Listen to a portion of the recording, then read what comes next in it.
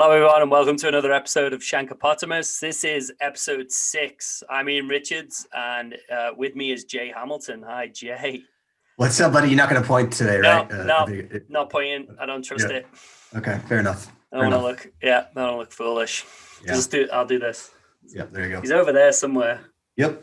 He's here with me anyway. So, episode 6, mate. Since we flipped to the video format and we got on the YouTube channel, the views and the hits have gone through the roof. It's been good. Maybe people do want to see our faces. I don't know why they want to see our faces, but hey, we'll give the people what they want, right? Yeah, maybe it's our guests. Maybe that was it. Will last week was a for one with some insight into the little world, the coaching world that he's in, and the kind of that nuanced offering that he has for his players and people in the community. So.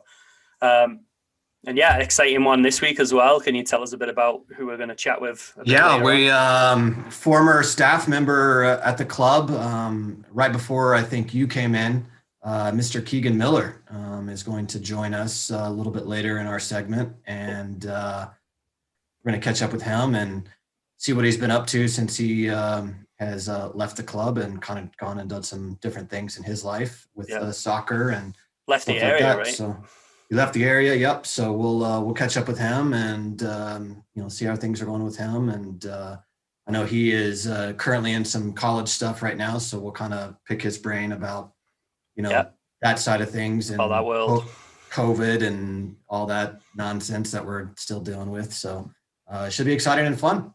And then we got a whiteboard, don't we not? Yeah, we went back into 4-3-3, back into 11v11. Yep. We zipped through.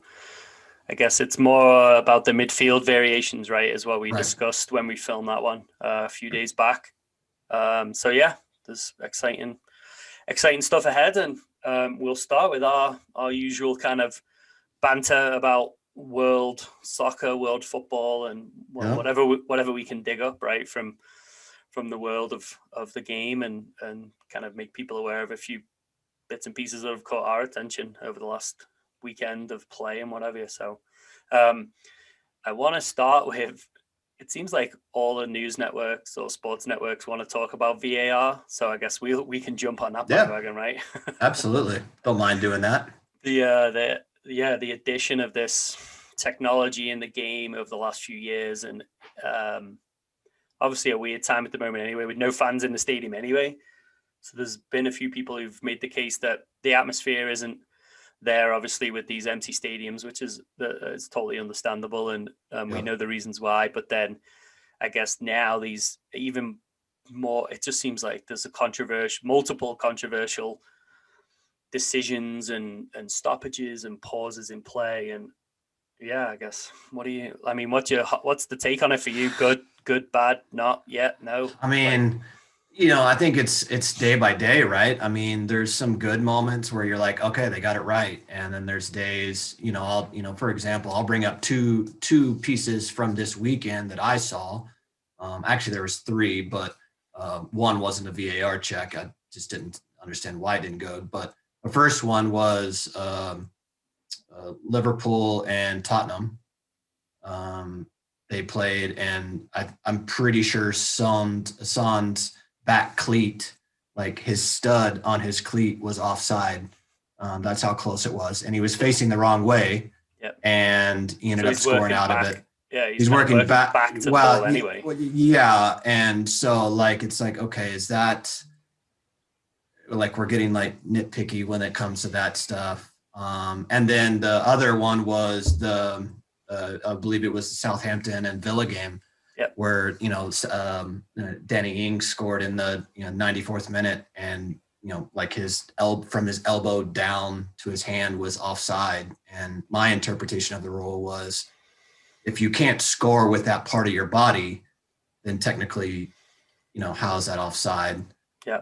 In those situations. So my third one was obviously the United against Sheffield game, where I believe it was Sheffield's first goal, where it was blatant push. Yeah, it was like he set a pick.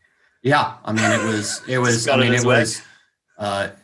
very, very obvious. And I don't even know if it went to VAR. I don't remember it going to VAR or them even checking it. Yeah, it was, and if they did, they it was quick. obviously didn't look at that piece, right? It was like, were they onside, and did it end up in the back of the net? And it did. And so, so I don't know.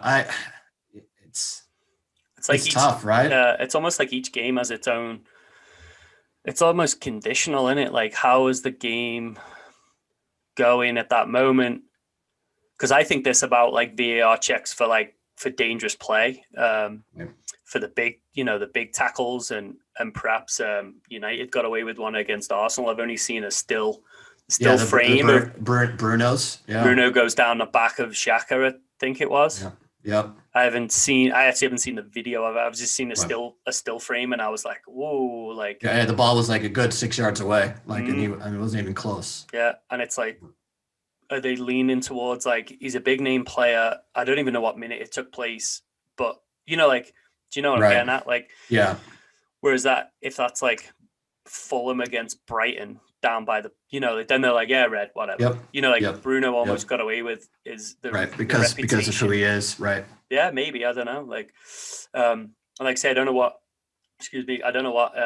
minute that even took place, but just to see the picture of it, I was like, how, like, how do you not send him off, or how does that? And I feel like also like the center ref, I feel like they need to go more to the camera and look for themselves as well. I mean, I get that sometimes it's, quite obvious, and, whoever's running VAR on the day can make those decisions for them. But I feel like that's not taken advantage of, and put it in the referee's hands, right? Yeah. Instead of having the VAR person make these tough decisions, why not go to the screen more? And I think you're starting to see it more and more, but yeah. I still don't think it's enough in terms, especially in those situations you just talked about, right? With the dangerous plays and, things like that, have the referee make that decision. And now it's on him, right?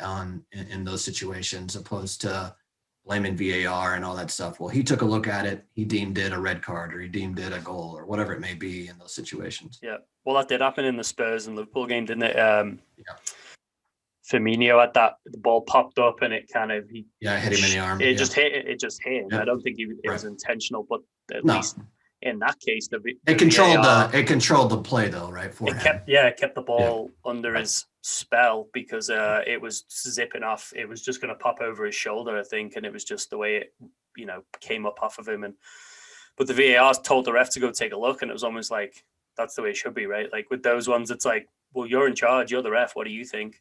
Exactly. I know offside is a little different because they like to draw their lines, which we can talk about in a sec. But those decisions, like whoever the ref was for the Arsenal, it was Michael Oliver, Arsenal United. I think it was. Like, why is he not being told by whoever's in the booth at Stockley Park?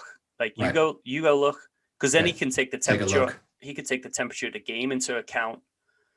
Of like, it doesn't warrant a red, or it was just he was overreaching, or it was a misstep, or the guy stepped in his line. Where was his foot supposed to go? Like if you're already in the, what it's like when you're running and your legs get crossed up, and it's like, well, where's his foot supposed to go? If that was the case, and Michael Oliver looks at it, or I mean, the still frame is the only thing I've seen, and just by looking at the picture, I'm like, that's a red. Yeah. And there's plenty of other tackles and incidents that go in like that. And there's plenty that's incidental contact or accidental contact, right? It's just the natural physics of where the foot needs to go in that moment, or your arm, right? How many times people go up and big header, and when you want to head, you swing your arms out to propel yourself to the ball. Right.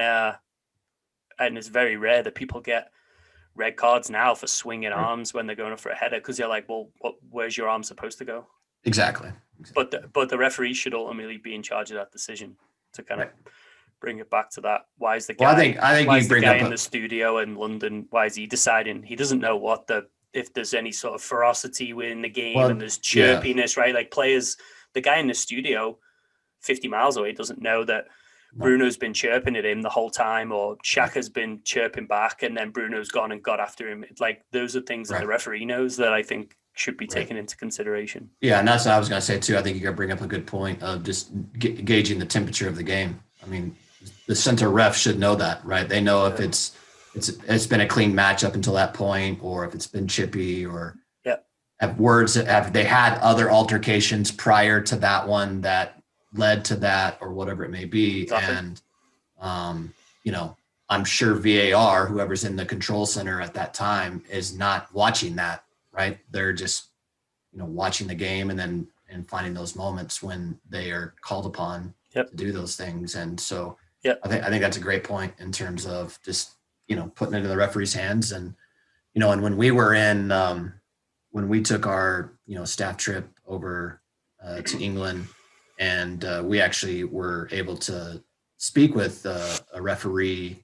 I think occasionally he's been in the Premier League, but mainly in Championship, right? And lower levels, if I remember correctly. And but just the grading system of those refs every game, and what they have to, if they make a call, they have to justify afterwards, right, why they made the call, and things like that. And so why not, with this VAR stuff, put it in their hands, right? I mean, they're already having to self-evaluate themselves afterwards anyways. Wonder how much trouble the assistant ref got in that West Ham and City game. Not West Ham, West Brom and City, where they put the flag up and everyone froze, and then City stuck it in the net, and they're like, oh, VAR will take it away. They put the flag up, and it turned out they were onside, and the ref never blew the whistle.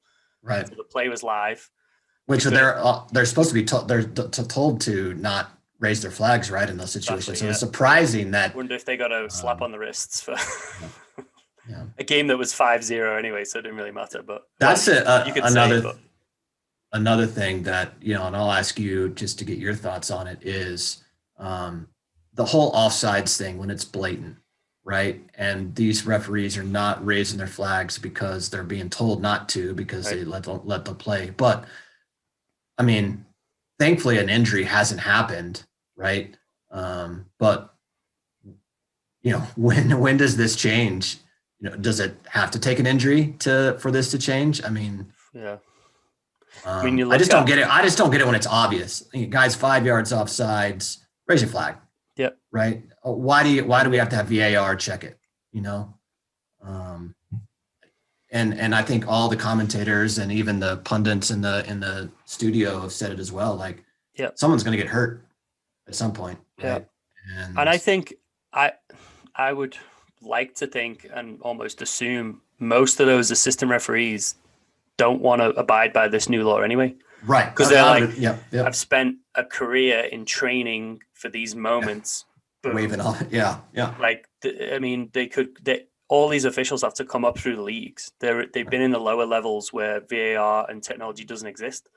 So they're almost trained to trust their eyes. And then they get to the top level of the game and they're like, forget about that. Like, the technology will take care of it. And you're like, I've just spent 15 years of a career trying to get to the big time. Right. Everything that you've worked for and earned in terms of consistency and having a good eye and timing, and then the basically, if you assistant ref on the sideline, it's like, don't use the flag, just do throw-ins. It's like what you tell parents in a youth game. Don't worry about offside. Right. Just let us know if it goes in or out. Like, you don't need to put the responsibility on a parent in a youth environment, but like at the highest level of the game, like say with all the training they've gone through, it's like they've done everything they can to get all these decisions right, because it's earned to be in the Premier League as an official. Like, you can't just guess your decisions and get lucky and then end up in the Premier League. Well, there should be some human error to a match, right? I mean, it's always been that way. I mean, we're all humans. We're going to make mistakes. Players are going to make mistakes. Coaches, referees. Why take that piece away with this in this case? And so I think that's probably where most people are upset about the whole VAR decision making, is they're trying to do what's best and take the human error out, but in reality, it's not, in my opinion, because it's almost like they're making a mess more so sometimes. Yeah, and that'll bring us to the whole human error or whatever. Yeah, and human error in drawing lines. Like, if we go to the Southampton and Villa, Danny Ings thinks he's equalised. Right. In injury time, and then they start drawing lines, and it's like, well, it depends where he drops his mouse. Right. Like he's dragging that line. The line is accurate, right? It's a straight line. It's perpendicular to the sidelines. It's all correct. But where he physically drops it is, especially on one like that, is inches in it. Yes. And I think they got it wrong. I think he stopped his cursor at the wrong part of his anatomy. Like I think they messed it up. Like, and that's human error, but that seems to be acceptable. Right. But the human error to get to that point is deemed not acceptable. Like the lines person, I was gonna say linesman, but obviously there's female lines, ARs. Right. Did put the flag up. So by their own eyesight thought it was offside, which is fair enough. Yep. And then they draw, and I think they drew the line in the wrong spot. This is crazy. Well, and then it's like, right? You were just saying. Yeah, it looked like right down the middle of his arm. Yeah. And it was like this much. my interpretation of the offside was that, it had to be a part of the body that could score a goal. Mm-hmm. Right. And obviously in this case where they drew the line, you cannot score a goal with that part of the body. Yeah, if he'd have gone in and it come off his bicep in the back of the net, they wouldn't. Yeah. They'd have said handball. Exactly, right. And but that was where they drew the line for offside. Right. Crazy. Oh well, good old technology. Yes, good times. I wonder. It just kind of makes me wonder about not why they put it in. I think the principle and the idea behind it is fine. It's those finite details in the execution, right? Like you see that, like we see it in football games all the time, right? They want to challenge the spot on a 4th and inches versus a first down, and it's still subjective. Yep. But then they're making best guesses in the pile, when a running back gets, or a quarterback's on a sneak or whatever, and they're like, yeah, we think his knee was down there, and then we'll spot it there. In that case, it's what I like in terms of their instant replay, and especially like if we're talking NFL, is whatever the call on the field is, if there's not video evidence that overturns that call, then the call on the field stands, right? And it's almost like that's the bit that's missing, maybe. Correct, maybe, right? Is like, football. All right, we called a goal here. Now, is there anything in this video in VAR that shows that they were offside or they had some sort of violation that could take this goal away? And if there's no like huge evidence of it, right, then it should just stand as called. And maybe that's the human error, right, in terms of that piece. There's a margin. Right? Because, I'm not saying, especially the, NFL when they get the spot wrong or, the down and distance wrong or whatever, like, they're guessing in the end, right? How do they know exactly where it is unless they go back to video and really examine it, right? Yeah, they'd video every single down to get it right to the inch. Yeah. And they don't. They just kind of, for the most part, you get on with it, and that's very time sensitive in the NFL because obviously the clock is the clock. Like right. There's no fourth official with an injury time. Hey, we'll have 23 minutes of added on time because we did video replay. Or right. You guys call timeouts and stuff. Yeah. It's a bit. I don't know. There's weeks where I'm like, yeah, technology, and then there's weeks I'm like, ugh. No, got it all wrong. Almost like there's plenty of people who are missing out on being in the stadium, right? But there's almost an element of like, I think my dad absolutely despises VAR. My brother does too. Most people, I don't know, I've chatted to anyone that likes it, especially when it goes against your team. But just, like that's obvious. But like, just the principle, like how it's being executed, and you're just like, I can't imagine paying the prices to go to a game to sit on tenterhooks of like, is he on? Is he off? Right. We're all looking at the big screen at behind the goal up or whatever. Like and it's like offside. Like I'd rather just stay at home and deal with that and save myself the money. So like, I know my dad has gone that route. He gave his season ticket back at United years ago, long before VAR. Right. But he was like, "There's no way I'm going to buy it again or go in for one if VAR still." Because it just, like everyone said, it takes the emotion out. Like Mo Salah just said it in his interview after the game against West Ham. He's like, he's like, they don't like it. Don't like it. It's not enjoyable to play anymore. So tough life for Mo, cashing his check, but doesn't enjoy it. Yeah, I know. Huh? Speaking of him, and I think I texted you this over the weekend, but we're both coaches, and we always train our kids to know, like, kids' strengths and weaknesses, and what you can do to get around players. Do professional players not know that Mo Salah is a left-footed player? It cracks me up. I mean, he plays on the right side for a reason, right? So he can cut it on his left. Why is nobody just going, you know what? Go to your right. Yeah. Like, all day long, cross balls all day long. We'll take our chances, right? But yet he scores. I mean, he scored 2 phenomenal goals this weekend. But going in, the first one going in on his left foot, and it's like, what are you doing? Yeah. Like, what are you so afraid of that you're not at least like taking that piece away? Like, if he scores with his right foot, bravo, right? Like, good job.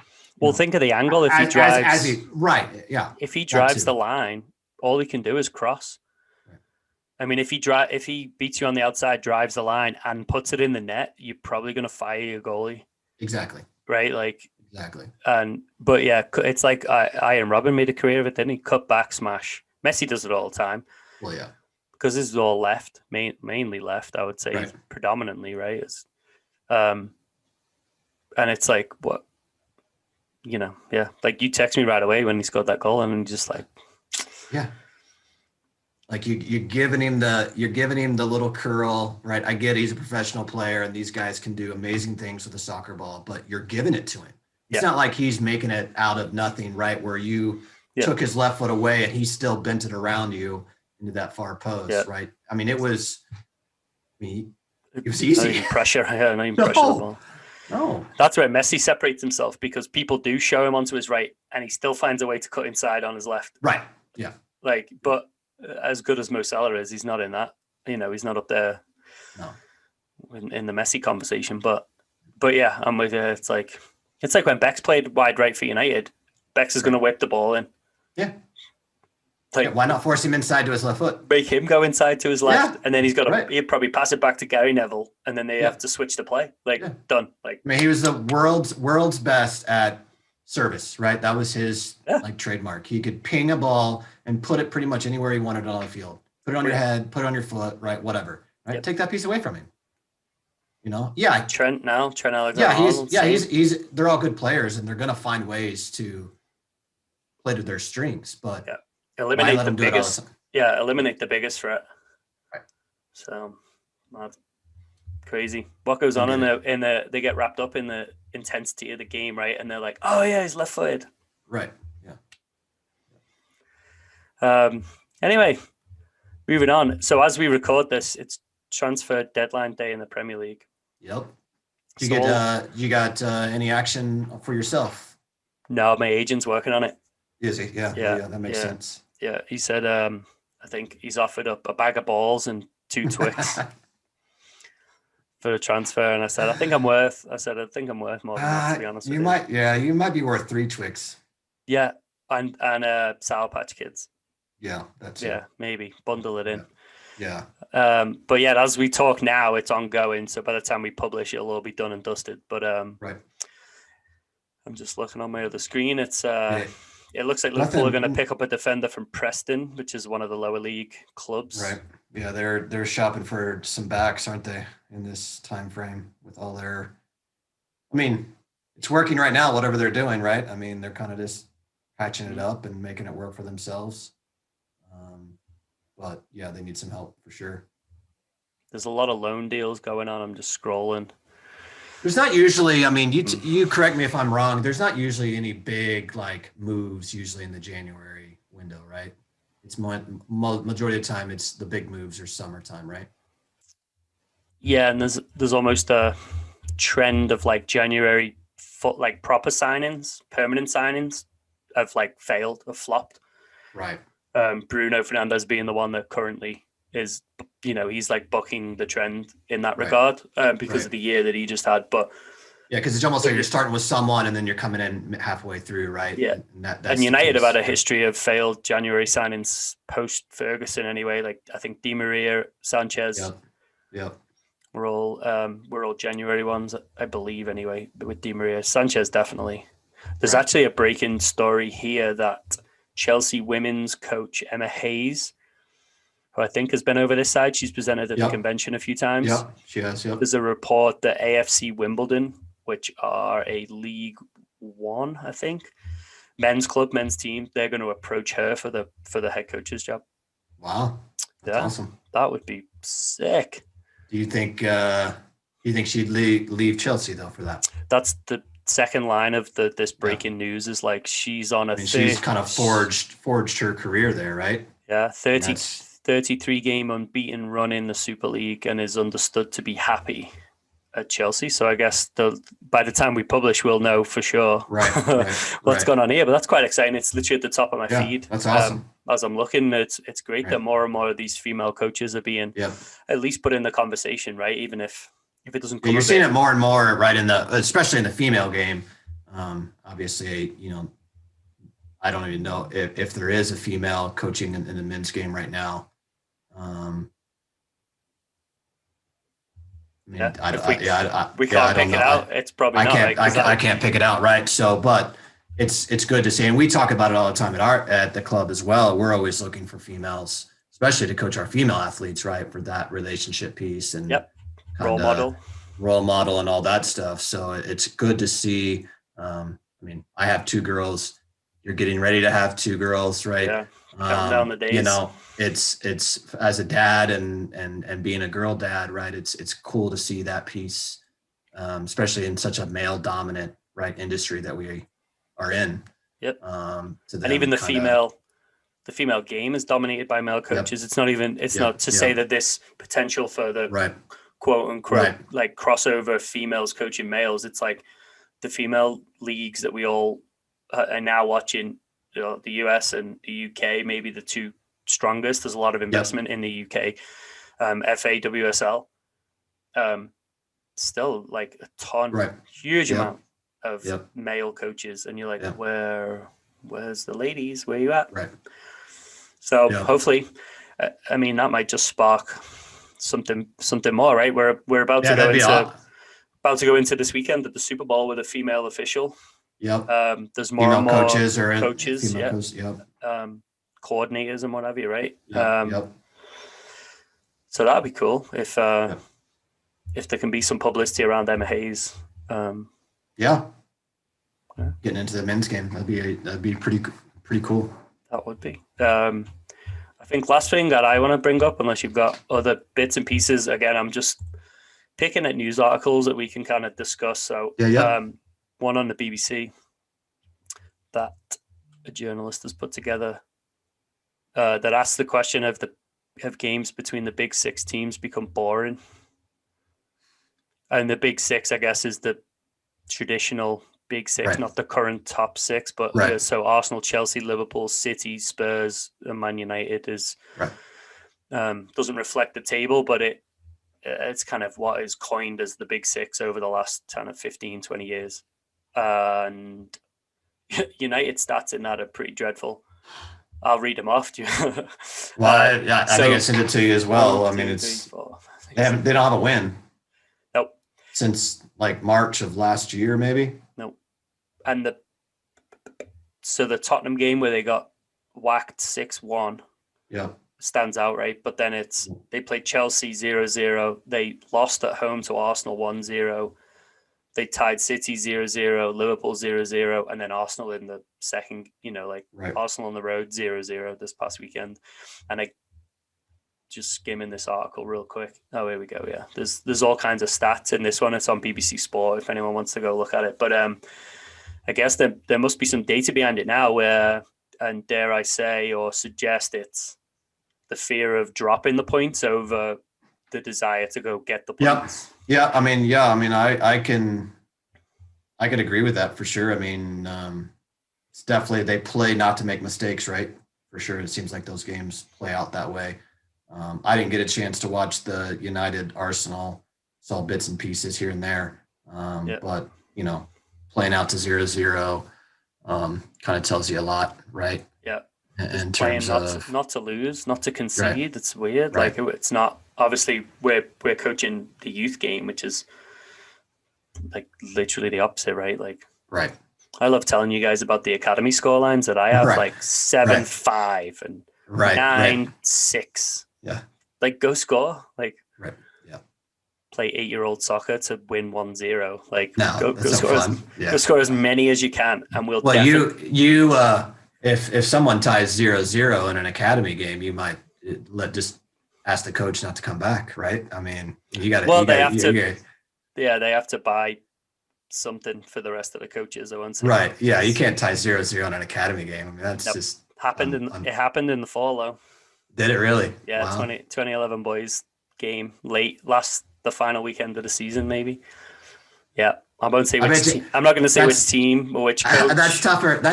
I think that's probably tougher to do than probably win a game 9-7 or something. Yeah, it's pretty difficult to do 0-0 at 8 years old. Same with 9v9, really. I mean, with our 11s and 12s. I mean, I've probably been coaching now 9v9 for a few years now, and I probably can count on one hand how many 0-0 games that we've had. Yeah, that's the first for me. Doesn't happen too often, even though we're a little bigger field than you are. It doesn't happen a lot. Yeah. Nor should it. Absolutely not. Yeah. It's a message that we have to convey to parents as well, in it over when we ship goals in, at the one end, it's like, it's okay. Like, it's fine. Yeah. It's fine. Yeah. We conceded 6 this week. We'll probably score 6 next week. Right. It's fine. Yeah. But yeah, interesting stat, I guess, an article about this kind of at the highest level is there a unconscious kind of mentality amongst those squads of like, we'll pick off 3 points against all the others. And as long as we tie. Yeah. As long as we don't drop points. Right. We don't drop too many, then they're in with a sniff at the top 4, right? You're never you shouldn't really fall out of the top 4 if you can hold on to results against the Big 6. Right.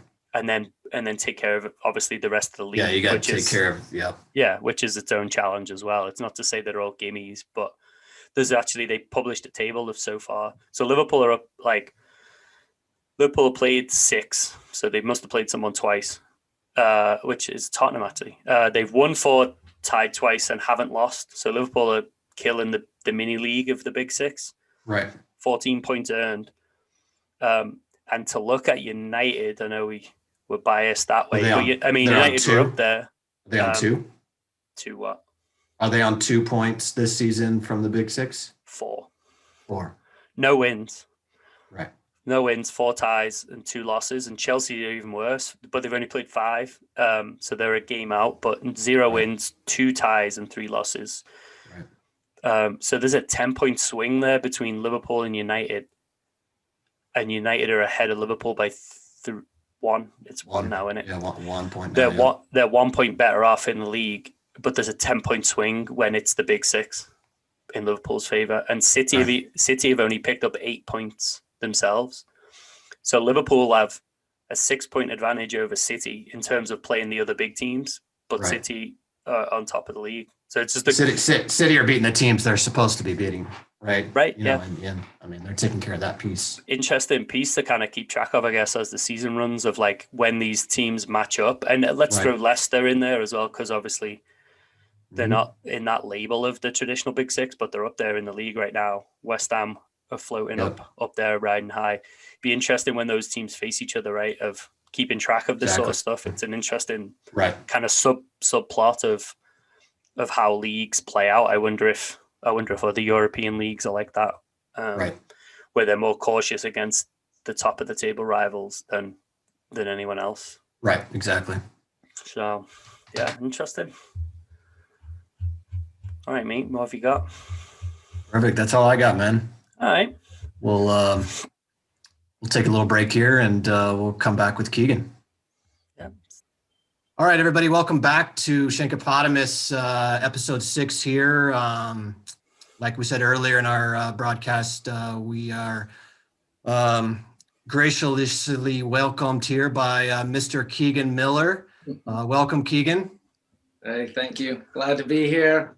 Yeah. So many of you, our listeners and viewers, probably remember Keegan. He was a former staff member with the club. He was actually here before I got here. I believe I arrived in 2007.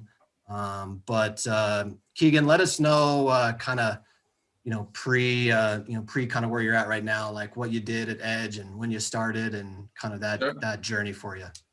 Sure. I think I started coaching with the Edge in 2004 or 2005. I think I took a U13 boys team at that point.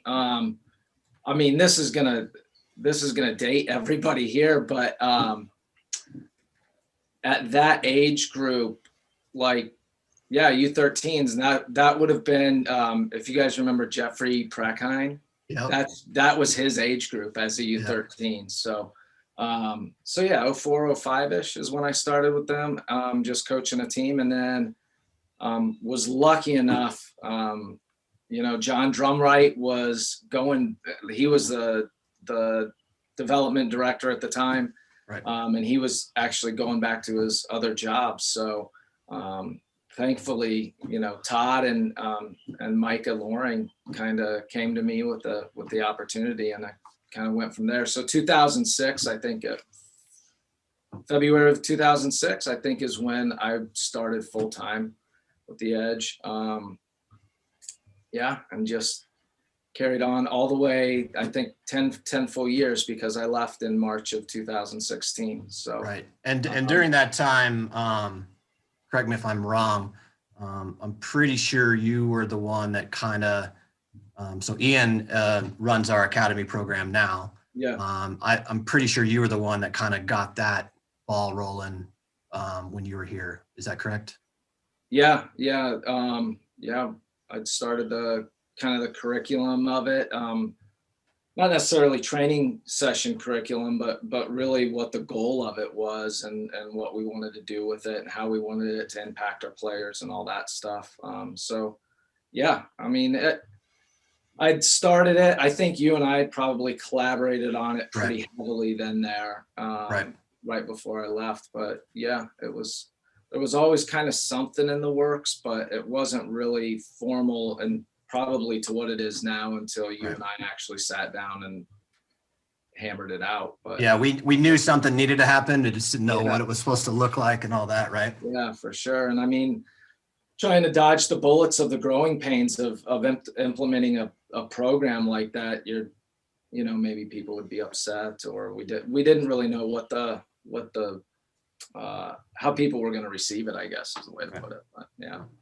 Did that come from like many other clubs that started an equivalent kind of offering? Because obviously with Colorado, it's still classed as recreational, right, until competitive starts. And like I get the vibe that more and more clubs popped up with these U9, U10 programs, as almost a prep for the competitive side. Is that kind of where it all came from, do you think, of other clubs starting stuff? Yeah, I think so. And I think, we'd started kind of developing that relationship with Real at that time, and they had kind of already a footprint, I guess, that we were trying to follow a little bit with what they were doing. And I forget what they called it at that time, and maybe it is called still the same, whatever it is for them. I think it's Junior Academy. I think they've always had that name. Yeah. Still. Yeah. So, yeah, I think, and it was, we manipulated it in a lot of ways, and changed it within 2 or 3 years. Every year was trying to add a new piece, or maybe something didn't work so well, so we were trying to take it away, and just navigating all that territory initially was a little bit difficult at times, but I think ultimately it paid off dividends, I think, down the road. And I think the kids that were involved in it, I still see the posts on the social medias from the clubs, and seeing the kids that, now are 14, 15 years old, and they're like, that kid was originally in the program, like they, and to see how they've developed and come a long way with it. So, yeah. Yeah, that's definitely the cool piece of it. And as you know, the main reason why we started that was to kind of bridge that gap, right, from rec to competitive, and trying to do that. So it's good stuff. So after you left Edge, right, you stayed in the game. What did you remind everybody what you went on to do there? So I took a job in Washington, just west of Seattle by about 15 minutes, but it's actually across Puget Sound. So it takes a little bit longer to get to Seattle. But I took a director of coaching role with a small club out there that plays in what they call the Regional Club League, which is the top league there in Washington. And I was the director of coaching I was there for 2.5 years. And it big change, but beautiful area. Lots of different things. I think as much as I wanted to bring to the club that, my experiences and all that stuff, I think I learned just as much going there as I brought, because, they're playing year round, essentially. I mean, those kids and the coaches, really, we just never had time off. We were always just at it nonstop. We took a break. There was a 3-week break in December, and there was a 3-week break in July, and that was it. And it was just, it was a lot of work to be done at a small club that was developing. So. And we actually, I can't remember what year it was of yours that you were there, but we actually organized a trip where we brought some teams up and played you guys, and you organized us to play some other Washington teams. For sure. Kind of tell everybody that experience for, like, at least your club, in terms of what they perceived of that and how they enjoyed that piece. Definitely. I think it was spring of 2017, if I remember right. Like, I'd just been there a year. Yeah.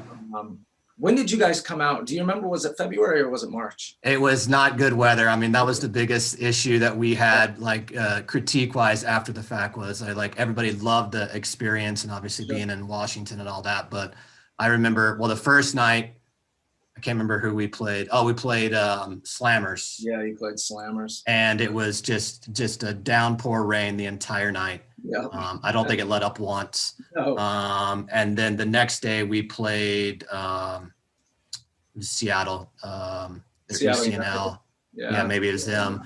Get decent day. It was no weather there. And then your day that when we traveled to play you guys, it was like a little misty, cold. I mean, you guys are right next to the sound, like you were saying. So you get a little different weather pattern probably than most. And so, but that was the biggest critique. But I think it was around, I want to say it was early part of the year for sure. Probably, you're probably right. February, March-ish, in that time frame. You guys would have been prepping for the spring league, and we were already, like, our league had been going. Yeah, you guys had been playing. Yeah, I remember that. But as far as how it was perceived from our club, I mean, the kids loved it. They loved the experience. The parents loved it, to get us play a team that, the out-of-state teams that we would usually see were coming from Oregon. So to get that experience where those kids really didn't see many out-of-state teams was really cool. I thought the games were really well matched up overall. So it was a great experience for our club, and Perfect. And then from there, I believe you're at your current location now. So kind of tell everybody kind of what you're doing now and that path. So I was at Kitsap for about 2.5 years, and my wife's from Wisconsin here. Grew up, all of her side of the family's from here and all that. And this opportunity popped up at Marian University, and as a full-time assistant coach, which I think is kind of unique for a school the size that we are. I mean, we've got about 1,200 undergrads, so it's not a very big university. But yeah, this job popped up, and we were actually here visiting for the 4th of July, and I interviewed for this position while we were here on vacation. So literally, I mean, it was a whirlwind. I hadn't really planned on this happening, but kind of just the opportunity opened up, and I walked through the door. But when we got back to Washington, I'd been offered the job. I had to get a bunch of stuff in place. And I mean, we were literally here in Wisconsin by the 1st of August. So within 3 weeks, We had basically packed up the whole house, packed up a moving van, and drove all the way from Washington to here to Fond du Lac. So it was real fast in a hurry. Still had my house on the market, like selling a house out of state. Absolutely insane. But yeah, so took the assistant job here at Marian University, and it's been a joy ever since. There's the biggest difference. I have to be aware of 28 to 30 some odd guys all the time. And I've got another partner in crime that I work with that does the same thing for the same group of guys. So not having to be that in tune with 150 plus kids is a big difference. And there's a big energy shift about that. As you know, when you're trying to be engaged with so many kids so often, and you want to be a good impact for them and all that, and teach them the right things and everything, it requires a lot of your energy and time and emotion. And I would say that's probably been like the pleasant relief I got when I came here, just because the focus on the players is a little bit different. But yeah, so my actual job is I'm the assistant men's coach. I basically right now oversee a lot of our fitness stuff. But I'm also the assistant sports information director, which means in our off seasons, I work with other teams in their sports information stuff. So right now I'm with men's hockey. I do all of their stats and pregame and stuff like that for them. And then in the spring, if we weren't playing this spring, I'd usually be with men's baseball, working with them. So I'm also, I wear several hats here now, but I'm also staff Senate secretary, king of the note takers for staff Senate. So that's kind of cool too. But yeah. Perfect. And recruiting coordinator. That's my other title, recruiting coordinator. So it sounds like a director's job, right? I mean, we all wear all the different hats as well, Totally. So I mean, you're just falling in line, right? Yeah, definitely. So, but yeah, all good things. Yeah. Obviously we're dealing with the pandemic and COVID and all that stuff. What's that life been like in the college game, and the things that you guys have had to encounter and deal with? And I know that recruiting's been different, and and practices and seasons have been pushed back. But like, what's been the things that you've had to deal with those things? Sure. Right away with athletics, my job, my office is actually up in our gym and up by the weight room. So things like we monitor our gym all the time. Like we can only have X number of athletes in the gym at any given time. Guys trying to get into the trainers, you have to set up appointments now because only so many kids can be in the training room at a time. And initially in the fall, when we got everybody on campus, the guys would get tested, and we were doing the small group thing, everybody wearing a mask. Not tested, I shouldn't say that. Their temperatures would get taken, and they'd get the list. But once we ended up getting a grant from, I don't know where, but the university got a grant that allowed us to purchase test kits. So then once we were able to start testing guys on a bi-weekly basis, we were able to start training in bigger groups.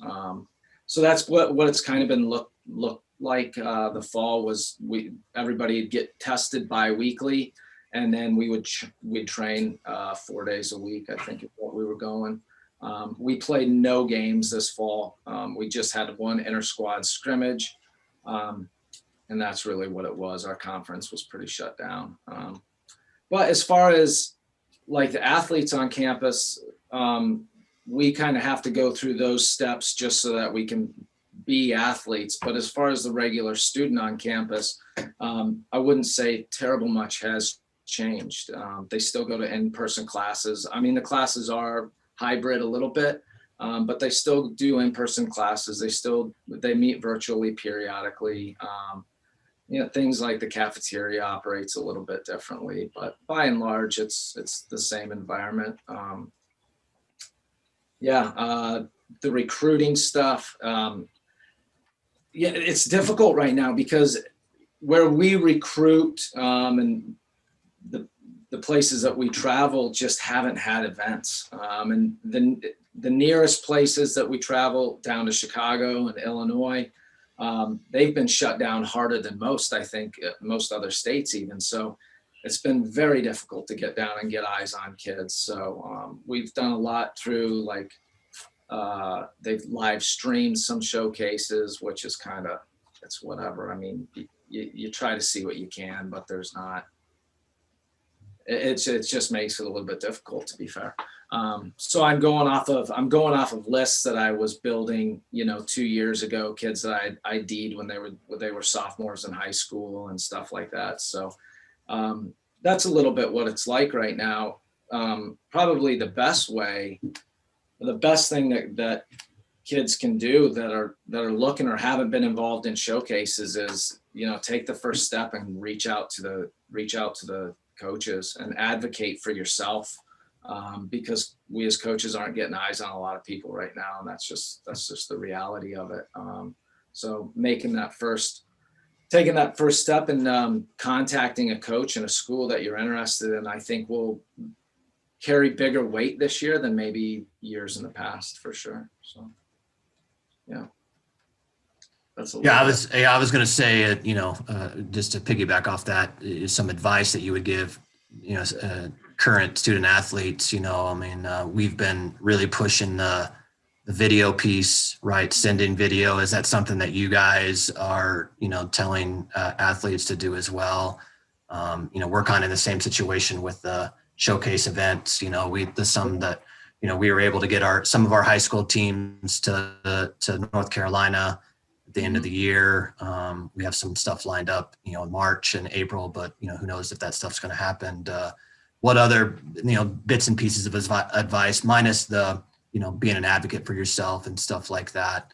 Do you recommend, coaches reaching out to you guys and those things as well in those situations? Yeah, definitely. I mean, anytime we can get more information on a kid or be introduced to a kid, we're all over it right away. And I can tell you from my end, when a player contacts me or a coach contacts me and says, here's a guy you need to look at or whatever, I'm usually in contact with that kid within 24 hours.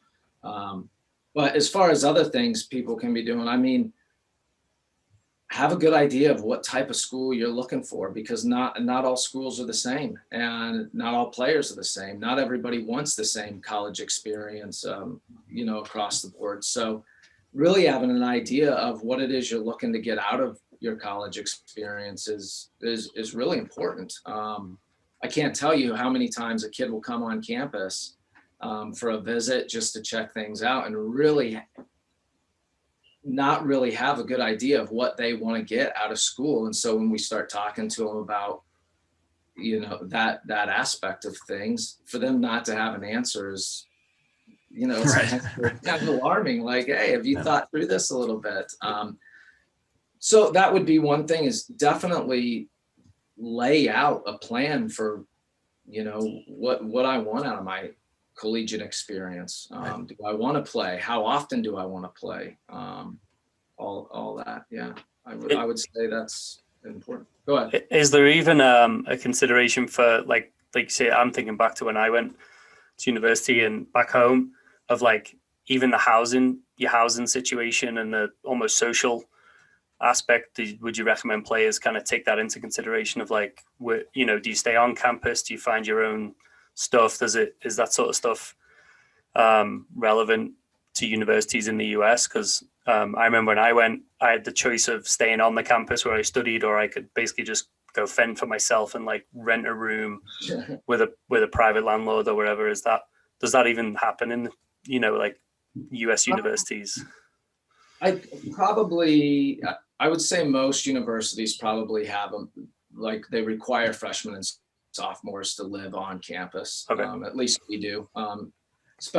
Obviously there's special situations, but freshmen and sophomore, if you're under 21, you generally live on campus. You know, when we get transfers in that are juniors, we do try to get them off campus, to find them housing off campus, because it saves them some money. So yeah, but you know, for us, the dorm experience, I think, is a cool experience to get. Like if you didn't ever get that, you kind of missed out, because it's a blast being in the dorms. And even our guys talk about, like, I think that's where they start to form a bond as a freshman group or as a sophomore group. You know, they're in the dorms together, they live with each other. We always try to pair up our players together. So it kind of starts building that team chemistry and that bond right away. And then you see it. The guys will go off and they'll get a house together or whatever as they have to be juniors or seniors. But yeah. Cool. Definitely. Perfect. All right. So I got a question for you. So I know you're a big, well, at least you were, I'm pretty sure you still are a big Broncos fan. Yeah. Right. For sure. So how is it being a Broncos fan in Wisconsin now and dealing with the Green Bay Packers and all that? And I know your wife is a huge Green Bay Packer fan. So you have that in the household. So how's that going for you? And we're not very good right now, so you probably doesn't make. I mean, it's easy to cheer for the Packers, right? They're an NFC team, and that's how I justify it. They're an NFC team, so I can cheer for them when they don't play the Broncos, and they're easy to cheer for, right? So it's going all right. I mean, so the Broncos played at Lambeau last year, and I got to go to that game, and wished it was a way better game than it was, but. It's how it goes, right? So no, it's all good. I mean, as much as Denver is fanatical about the Broncos, they are equally as fanatical here, and it is statewide. I mean, I'm sure it's pretty cool. It's like going from, to be fair, it's going from one football mecca state to another football mecca state. So yeah, it's cool. It's definitely cool. Live and die by the Packers, right there. Yeah, that's right. That's right. How far are you away where you're at from there? So we are an hour and 20 minutes straight south of Green Bay. We're an hour straight north from Milwaukee. We're 2 hours straight north from Chicago and about an hour away from Madison. So we're kind of in the middle of it all, even though, you know, it can get rural around here pretty quick. Like personally, I live out in the country now. So we live on 10 acres with a barn and a silo. So it's nice because you can get to anywhere quick. You know, if I want to be down in Chicago to catch something, I can be down there very, very quickly. So yeah, it's kind of in the middle of it all. The Midwest is just different anyways. You know, we've got our conference has 12 teams in it right now. Yeah. I don't know what happened there. Yeah. You were talking about your conference stuff. Like teams in your conference. Yeah, so our conference is split in half. It's got 6 teams down in Illinois, like Chicagoland area, 6 teams here in Wisconsin. So those are all Division III schools, and there's another 2 conferences in the state of Wisconsin that are made up of Division III schools. So you have these little private liberal arts schools kind of dotted all over the state, which is it's just different. That's the way the Midwest is. You know, you get that everywhere. Where Colorado, there's like one Division III school, I think, right? Isn't Colorado? There's not very many. Johnson and Wales, but did Johnson and Wales lose their men's program, or is it? I think they're losing a lot of their programs just because of the pandemic and all that stuff that's come about. So yeah, mainly Colorado is. And you got your sprinkled Division Ones, but it's predominantly Division II. Yeah, for sure. Heavy in that regard. So and here I think there's 2 Division II programs in the whole state of Wisconsin, but there's like 30 some odd schools. It's crazy. So actually, here's something funny. My second game here, we actually, our 2 opening games, we went to Michigan to play Albion and Johnson Wales Denver. And Kyler Folks was playing for that Johnson Wales Denver team. So that's right. Yeah, he was there for a little bit. Yep. Yeah, I ran into him out in Michigan. So that was cool though. And there was another edge player, played for Rockford. Brandon. Oh, I can't say his last name, but he was an A West. He was an A West Okay. kid. Maybe a year or two older than Kyler. Okay. But yeah, ran into him because Rockford's in our conference. So Olton Bruns. Do you remember Brandon? Oh yeah. So He actually was coaching with us on the boys' side. I think a year or two ago. oh, that's cool. Yeah. So he came. He moved back and took a team with James and all that.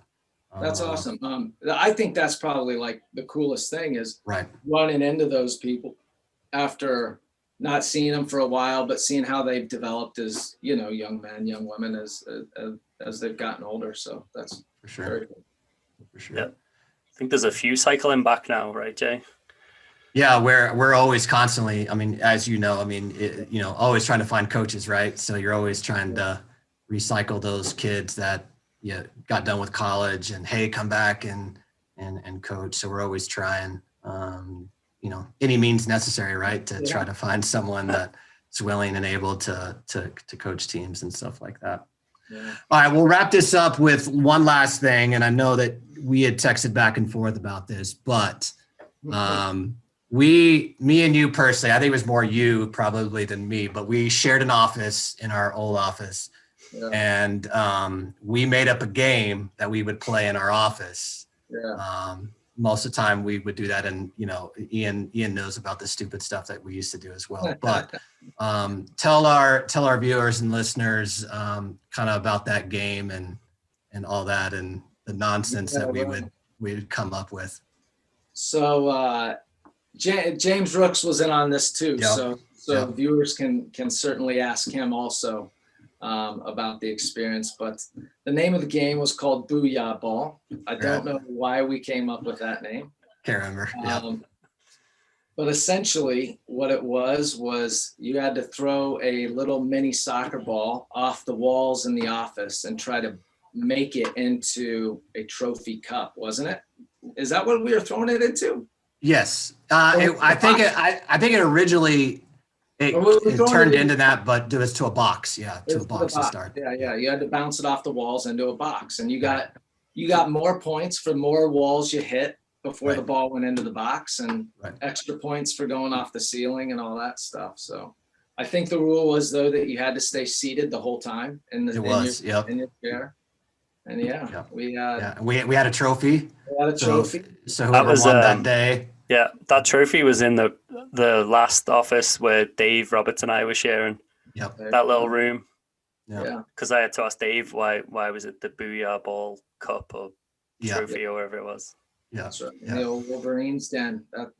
Yes, it was. Yeah. We got and that's why I think Dave always tells people that I'm the king of stupid sports, because we'd always just make up stupid stuff to try to win. And wasn't Fanball another one? Fanball was another one. Because of the the fan. The fan in the ceiling.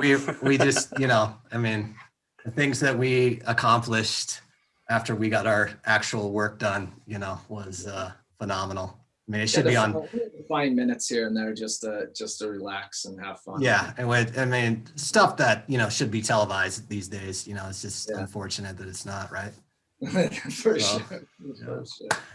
Well, cool, Keegan. It was as always, it's a pleasure getting to see you and catching up with you and kind of where your journey's taken you. And it's a bummer that we were definitely disappointed when you left, but understood that you wanted to go explore new things, and it sounds like you're in a good place now, and hope obviously you're doing well, and your family and kids and all that are doing good with all this stuff going on, and and looking forward to we'll catch up with you fairly soon, and good luck to you guys in the spring season, whatever that may look like for you.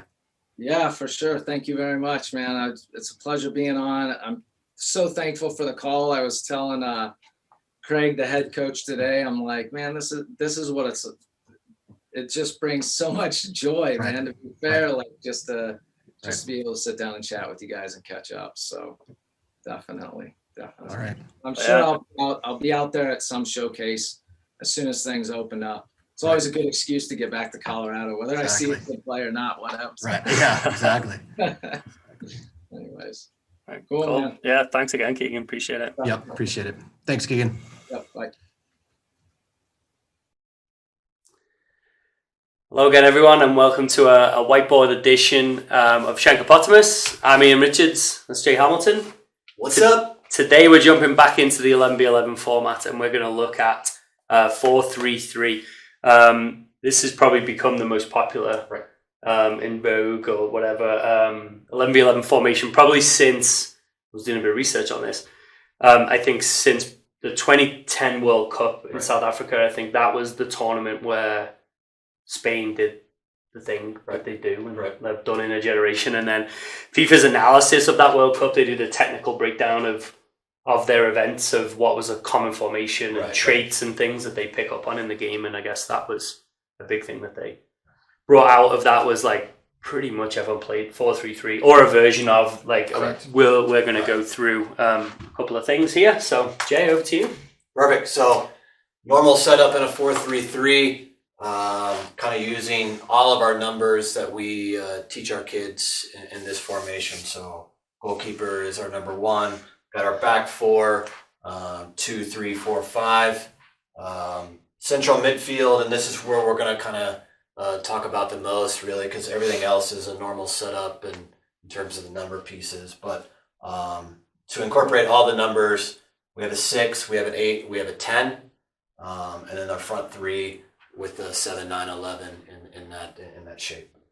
So this is where we're going to focus on today, right? This 6, 8, 10. Can you kind of go through what those 3 roles are in those 3 numbers as we show it now before we get to the variations? We classify as our 6 as that holding mid or defensive mid, however you want to classify it to your players, right? They're more of a mainstay player, closer to the back line, covering when players release and stuff like that. So really more of a defensive-minded player, ball winner, kind of breaking stuff up in that regard. Our position number 8 is more of a box-to-box player, right? So they're getting forward in the attack and incorporating themselves into the attacking box, also doing the work defensively into the defensive area when needed in those situations. And our 10 in this situation would be more of an attacking midfielder role, where they're more so trying to stay connected with that front 3, interchanging in any of those 3 positions in those situations. So more of a holding player, kind of a, jack of all trades player, moving all over the field, right? More of an attacking minded player in those situations. Cool. Okay, so a variation in the midfield line, and as we've rewritten it up top, this is one that you'll see on TV a lot, on NBC or ESPN or whatever the channel is that you watch any professional game, and they might set up in this way, has now become 4 lines, right? Like 4. So this is 4-2-3-1, and the previous neutral setup we did 4-3-3, but obviously the variations of that. It seems now, again, the fashionable way to print this formation is to have 4 lines. So you have the defending line, a midfield line, a defending midfield line, attacking midfield line, forward line, something like that. So this is with 2 6s. So elaborate on that for us, mate. 4-2-3-1 is what we call this formation. Now, going back to the previous setup, we did 6-8-10. Now we're classifying 2 players as the 6s, right, and just the lone 10 there. This just kind of puts that mindset into those players of, that role of holding a little bit more. It also might be, covering a little bit more in certain situations there, but really just focusing on, protecting that back line. And now you almost have 4 central players in those situations. Would you, like say it's defending and keeping a good block in the central area, would you do this? We talked in the 4-4-2 episode about how you always counteract the opposition. Like, what opposition formation would kind of lead you to start with this, or would it necessarily? Yeah, not necessarily. I mean, sometimes, maybe if they're playing with, higher midfielders or something like that, where you got to have that block in there. Excuse me. It could be, twos and threes releasing. And now we're asking our sixes to maybe do a little bit more work side to side in those situations and covering, but not necessarily. This is based off what the other team is doing. Sometimes when myself personally, when I ask my teams to run in this setup, I still classify one of the sixes as an 8, so they have that mindset, but they also know that. Their responsibility as a 6 on that defensive side of the ball. Almost like you have one number with the ball and correct, potentially one number and a different number without the ball. Yeah. All right, cool. Let's have a look at another midfield variation. Okay, final midfield rotation. So to start up here at the top, we now call this 4-1-4-1. And again, often on, I guess, television and games you see live, this might be, we just spoke about this 4-1-2-3. Because your 7, 9, 11 are really in that forward line, but again, it's the message that you give to your players is key. And I guess it also could be, if you want to simplify it for your players, it could be this as well, right? 4-5-1. Yeah. Because this whole block is a midfielders, correct, right? correct. And you're always going to have that kind of focal point of a 9, and then it's on how you communicate these 5 roles, whether you want to create depth by adding this kind of middle section, right? Like one holds and that creates the depth where another player knows they're going to be in front of him, not necessarily side by side. So tell us about the 2 10s. Yep, so just reconfiguration of that central midfield. So now just playing with the lone 6, right? And now 2 attacking 10s, right? This could be a shape to go to, more just getting more numbers up the field, potentially, right? Giving these players, right, freedom to kind of do their thing in the attacking side of the ball, right? And just leaving that lone player there. If you have 2 really special players, right, on the ball, you can kind of get away with this kind of setup on a normal, regular basis. I know a couple of our teams do that right now, but just having that freedom to give those 10s there and having a strong person at that 6 to kind of break things up and be a good ball winner. Yep. Sounds good. Okay, so to bring it all together, we've started 4-3-3 is the overall picture for this little piece. And then within that is really about conveying the message to your players, whether that, in terms of the midfield line, is that a 4-2-3-1? Does it look like a 4-1-4-1 with 2 10s? Or can a 4-1-4-1 kind of morph into 4-5-1 where your 7s and 11s may track within that kind of midfield line? Right. And what's nice about this is with this normal setup, it's easy to get to this and this in the flow of the game, right? I mean, it's not, we're not having to do a lot of reconfiguration. Yeah. We can make a substitution, say, hey, we want to play with 2 6s now instead of 2 10s or instead of a 6-8. So, it's really easy for players at any level, right, to understand those movements when it has to happen, right? Normal setup, your everyday, maybe this is more of a defensive minded setup, right?